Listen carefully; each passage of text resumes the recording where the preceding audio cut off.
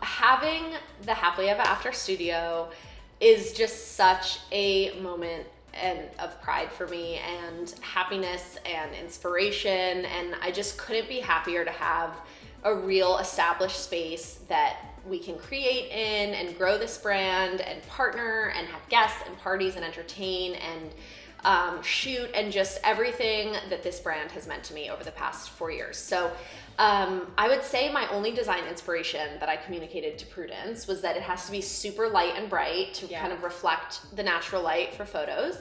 And also that I wanted to really focus on the colors of my branding.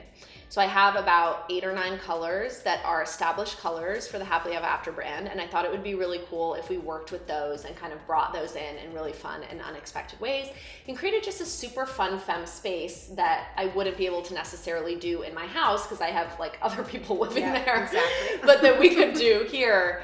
So yeah, that was sort of the jumping off point. Yeah, and I think you also said you wanted it to be very accessible brands was really important for you. Mm-hmm. So that's what we did. So I got her colors for your brand, and we modeled it completely after that. And the biggest thing is that anyone who likes something in here can go and get it very easily.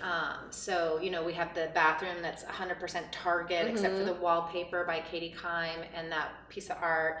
But everything, you know, is searchable and buyable, and I think reflects your personality of being very chic, at slight edge, and then really loving the florals and the femininity of who you are and celebrating that. Yeah, I really like that, you know, because it was a really fun thing for us to really play with more high-end designers in the main house, and then it was really fun in this space to be able to make sure that, you know, the Happily Ever After readership, as Prudence was saying, can just click on the items and purchase them, and that it's stuff that, you know, you don't have to be a designer like Prudence to access them.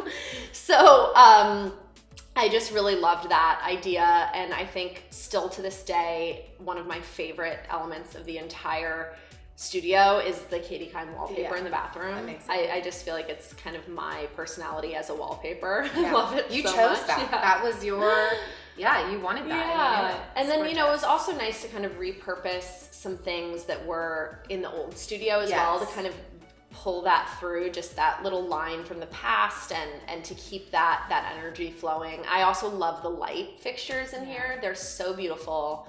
I just love how it turned out. It just feels exactly the vibe I want to have. It feels really creative in here, and yeah, I mean, I just couldn't love it more. I think it's great. It's a great space. So just to visualize the space of how it was when we first saw it to where it was going to be is always a challenge. Right. It was not bright and white in here. And it was under construction, and, you know, a lot was changing, and so, you know, there was a massive kitchen renovation, and we knocked out some walls, a whole loft area. That's on right. one side to add more light. So, you know, when you're trying to design a space and understand what's really going to fit there while it's moving and it's a living space in that way, it can be a challenge. But I think the biggest challenge was giving you the nook to enjoy the fireplace and just sit and have your girlfriends in here and have fun and have parties, because with these columns, what was really going to work here? Right.